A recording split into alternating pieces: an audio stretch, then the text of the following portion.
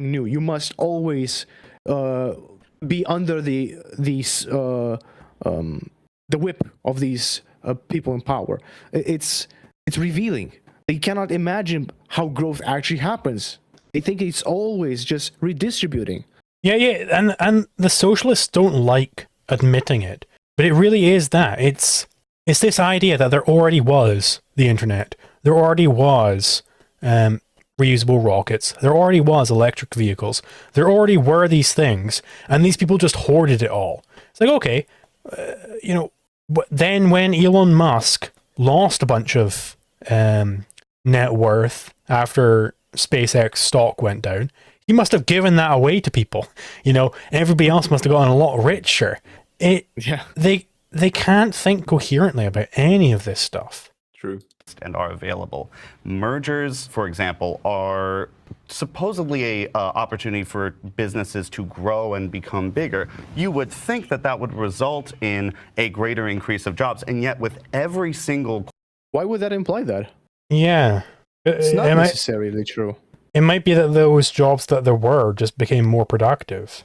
Or it was a bad merger, in which case it gets outcompeted. The merger happens and jobs are lost. Like, there's no requirement for this to imply more jobs. Yeah, it just means either it's going to be more value productive, in which case it was a good merger, or it's going to be less value productive, in which case it was a bad merger, in which case that company loses money. Right? There is a market mechanism here, which shows like, whoa, a mistake has been made here. Let's try and iron this out. Whereas under socialism, you don't have that mechanism. You don't know that you did a bad thing, right? That's the thing. And the idea of a socialist saying that mergers are bad when he wants every single company to be merged, right? That's what a socialist wants. They want every company to be merged. Like, why is the socialist saying that mergers are bad? You want every single company to be merged under one entity. That's what socialism means. Okay? Stop play pretending. Very good points. Corporate merger that's gone on. They cut 50% of the workforce. Vast corporations, when they combine, when they cannibalize each other, rather than creating more jobs, they eliminate a vast number of jobs and create unemployed people. Right now, I'm a teacher, and I teach at a public school, and I'm unionized. And this is the first time in my life... He looks like he would be unionized. Teacher. Yeah, I want to be very clear here.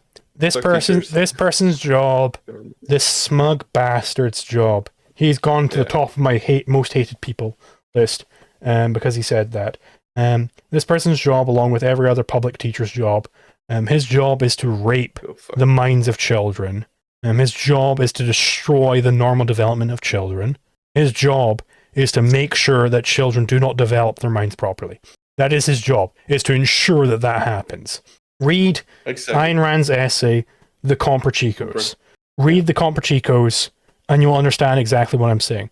These people, the Comprachicos, they're this potentially fictional sect of people. They're the child mutilators. They would take a child and they would twist their bones, grow them in barrels, disfigure their faces to make sideshow acts at churches, presumably. Right? Not clear if they actually existed. Teachers, state teachers, they do that with their mind. They are comprachicos of the mind. They try and stifle at every step a child's ambition, a child's love of knowledge. That is their job, is to stifle that at every step.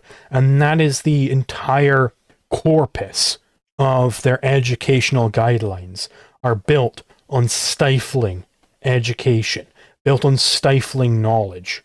I can remember in my own life multiple times when I would make a realization, like a light bulb moment, like, oh my god, I just realized what the 2 times table means. Like, oh my god, look at that.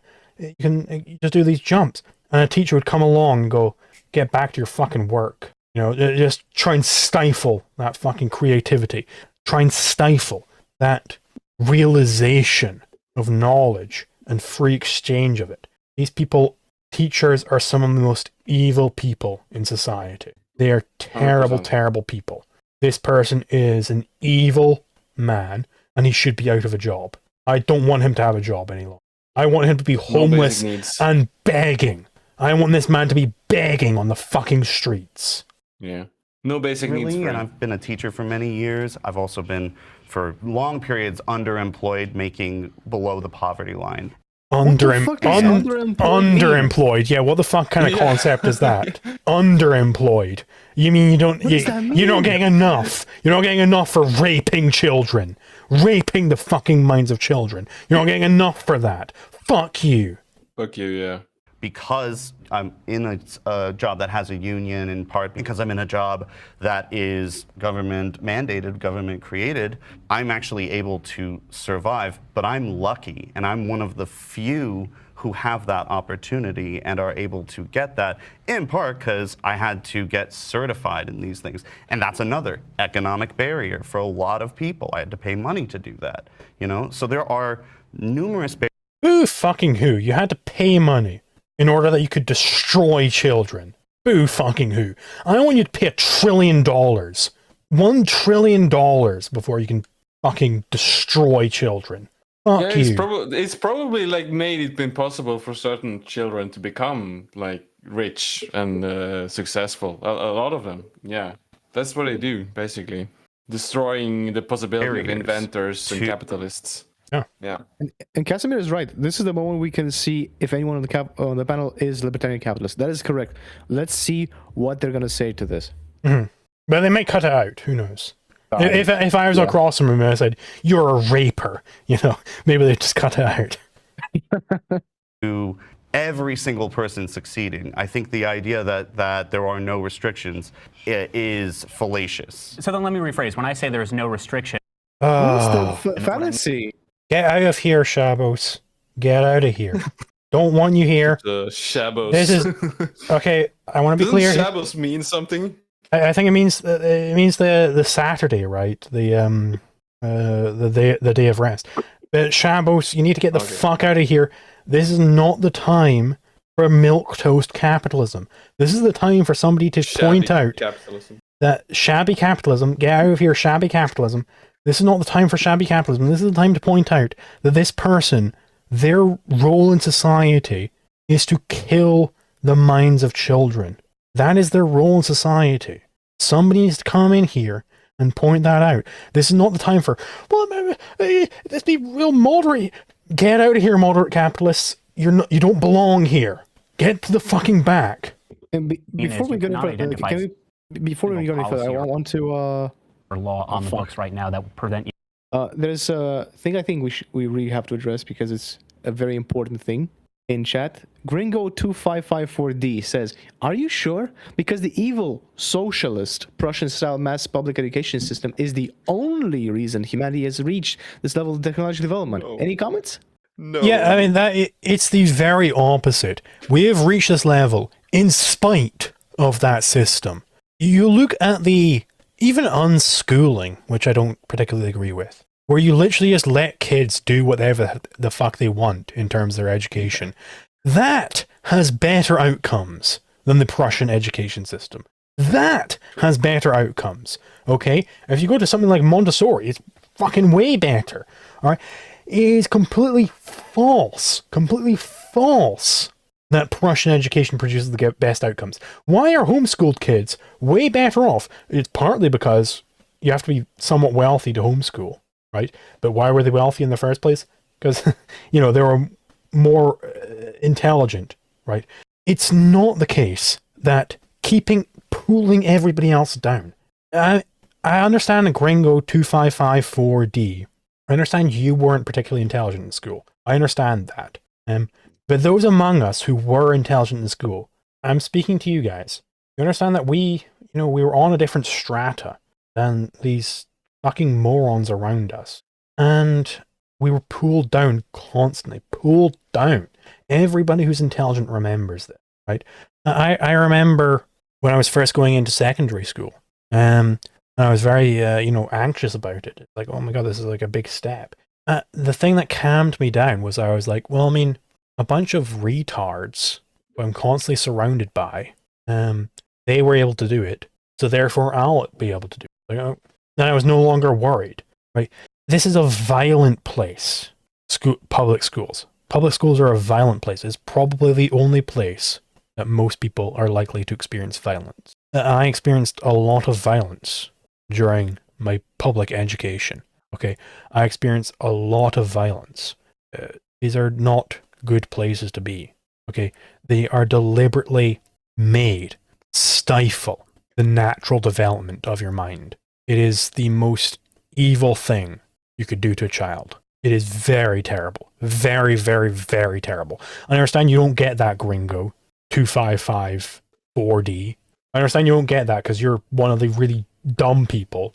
But those of us who are better than you, to be clear, those of us who are better than you are, it actually is a problem for us. Okay, and that's a problem for you. I know you don't understand second order effects, but if you make problems for us people who are better than you, that has knock-on effects that are a problem for you. And I know you can't see any of that. I know you don't understand that because the leaves are moving. Who knows how the leaves move? It must be fucking God that does it. Who knows how the leaves move? You can't see that there's such a thing called fucking wind. You can't see that there's such a thing called pressure changes. You don't understand any of this. I understand that. Okay? But this is actually also a problem for you. So fuck off. Get out of my chat. I'm going to ban you from my chat. I think that's a problem that's been dealt with, mostly because it's a troll more than anything. There's a few others, but I think it's good that we address that because it's important, especially since when people are committing this post hoc or propter hoc fallacy very often to defend measures taken by the state. Shall we continue? Right now, from starting your own company, from starting your own business, from taking a different job. You're only limited by yourself. You're only limited by your personal financial constraints. And that's true of any society. That's true of being a human being. We are only limited by our own skill and imagination. But there's nothing within a capitalist framework that will say, because you are a teacher, or because you are white, or because you are XYZ, therefore we are... Yeah, Chronic, we're still going. Do you want to join in? Go on, Chronic, come on up here. I even cited your theory when I was responding to the government earlier. When I was responding to the government in that survey they had on how they wanted to regulate YouTube. I cited you, so I mean, you gotta join. You gotta join now. Not allowing you to do this thing. It's difficult for sure. Again, we are not millionaires and billionaires in this room, but in theory, there's nothing in this system that will prevent us from doing that thing. I mean, the main thing is, okay, what causes the most social harm? What's the biggest problem for society? And if you look at the facts, like, we would agree that low-income communities have more crime than higher-income communities. And then if you look at the motivations for why people commit crime. No, again, why do lower-income communities have more crime than higher-income communities? You're reversing cause and effect.